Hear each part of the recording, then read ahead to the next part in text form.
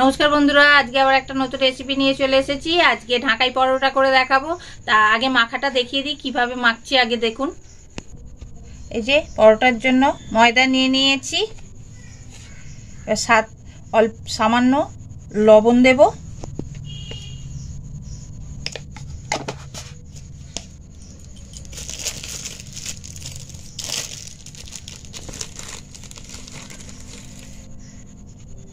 সামান্য একটু খাবার সোডা দেব। ময়ানটা কিন্তু এটা বেশি দিতে হবে তেলটা, তাই জন্য আমি এতে বড় চামচের 4 চামচ তেল দেব।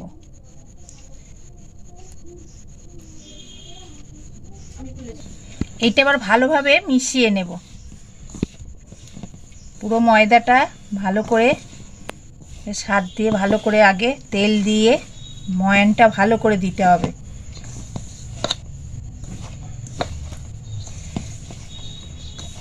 ভালো করে মাখবেন, ময়ানটা কিন্তু ভালো দিয়ে, ময়ানটাই হচ্ছে আসল ঢাকাই পরোটার।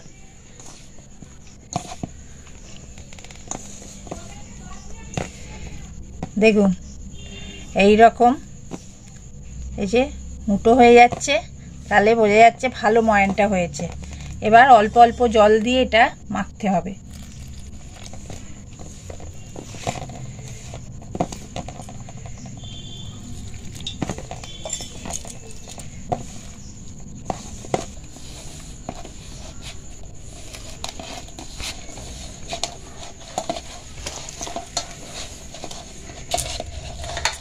এটা মাখাটাই হচ্ছে আসল। ভালোভাবে এটাকে এরকম এরকম করে হাতে করে থেসতে হবে ভালো করে ময়দাটাকে।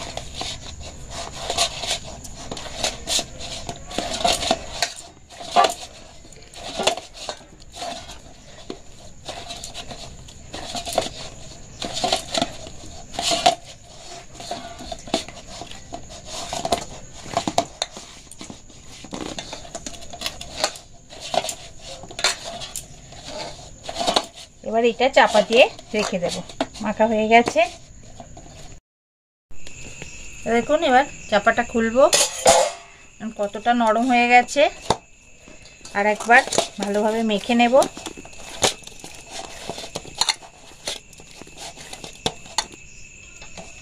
লেচি কেটে নেব বড় বড় করে।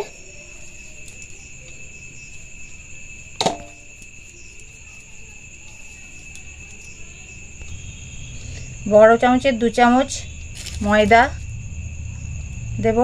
আপনারা এটা কর্নফ্লাওয়ার দিয়েও করতে পারেন, আবার ময়দা দিয়েও করতে পারেন।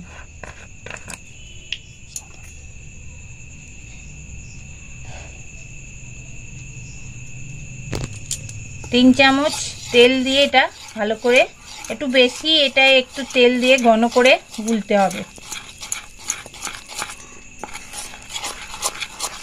আর একটু তেল দেব।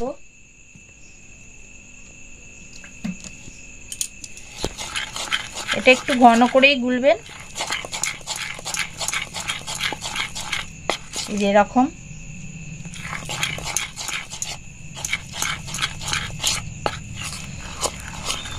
ভালোভাবে পাতলা করে বেলে নিতে হবে।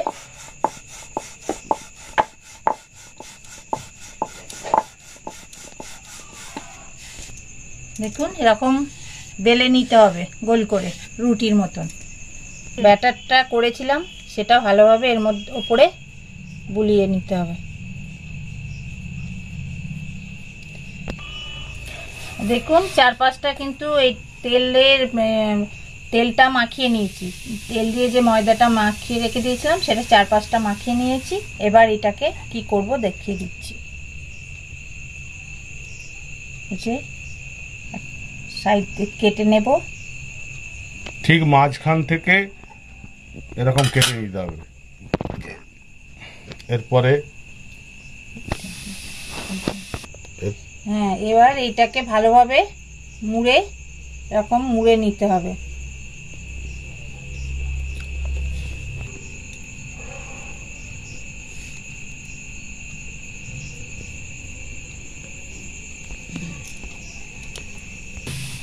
এই যে সাইডটা যেটা বাকি থাকবে সেটা একটু জল লাগিয়ে দিয়ে ভালোভাবে মুড়ে দিতে হবে, যাতে না খুলে যায় ভাঁজটা। এবার এই যে ভেতরে যে এই যে মধ্যিখানে এটা ভালোভাবে মুড়ে দিতে হবে চারপাশ থেকে।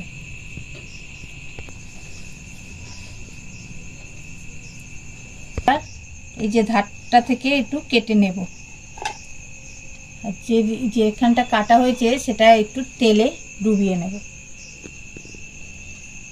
এই যে এবার এটা ওপর দিক করেই রাখতে হবে, যেটা তেলে ডোবালেন সেটা ওপর দিকে থাকবে।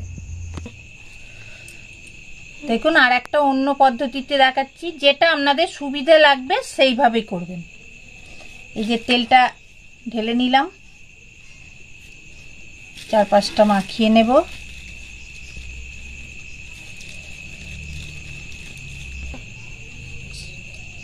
এবার এর উপর ময়দা দিয়ে দিলাম, শুকনো ময়দা।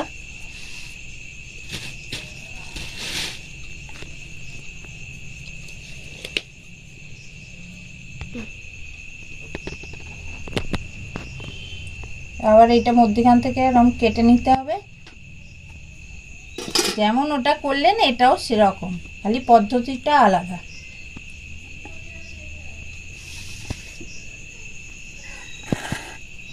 আবার এইটা জল দিয়ে ভালোভাবে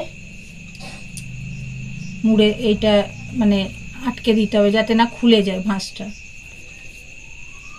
দিয়ে এই যে মধ্যিখানটা ভালোভাবে একটু আঙুল দিয়ে গর্ত করে নিয়ে ওর ভেতরে চারপাশ থেকে এটা ঢুকিয়ে দিতে হবে।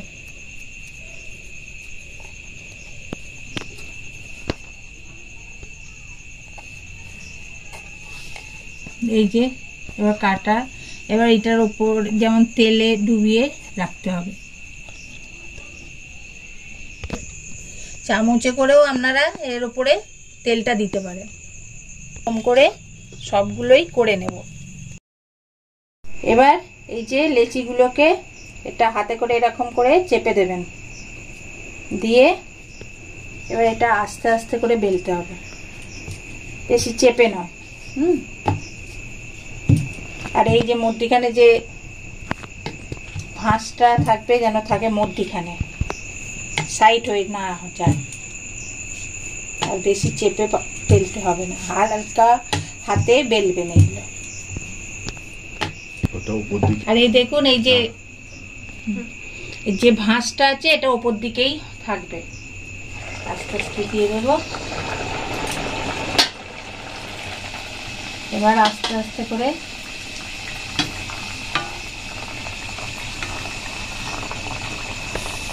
এই যে সাইডগুলো এরকম চেপে দেবো, তারপরে এর উপরে আস্তে আস্তে করে তেল দিতে হবে।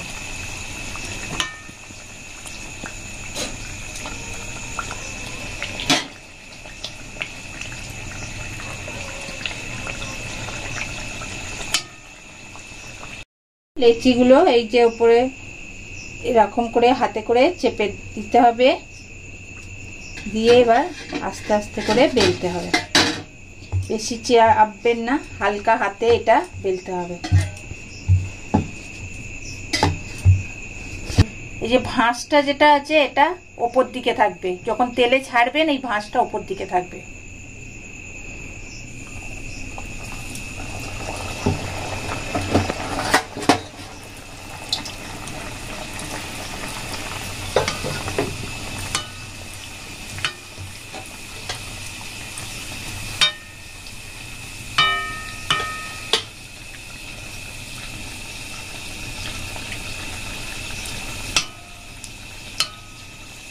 এরকম তেলটা উপর দিকে দিতেই দেখবেন উপরটা শক্ত হয়ে যাবে আর ফেটে যাবে। এটা কিন্তু খুব চড়া হাতে ভাজবেন না, আঁচটা মাঝামাঝি থাকবে। এক পিঠ হয়ে গেছে, এটা আস্তে আস্তে উল্টে দিতে হবে।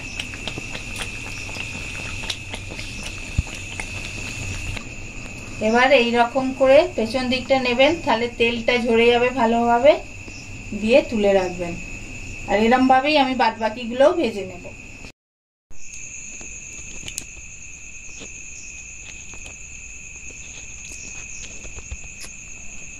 দেখুন কত সুন্দর মচমচ করছে, আওয়াজ হচ্ছে দেখুন। আর ভেতরটা কত সুন্দর নরম হয়েছে, উপরটা কিন্তু মচমচে, ভেতরটা নরম হবে। এরকমভাবেই বাড়িতে করে খেয়ে দেখবেন, খুব ভালো লাগবে। নমস্কার।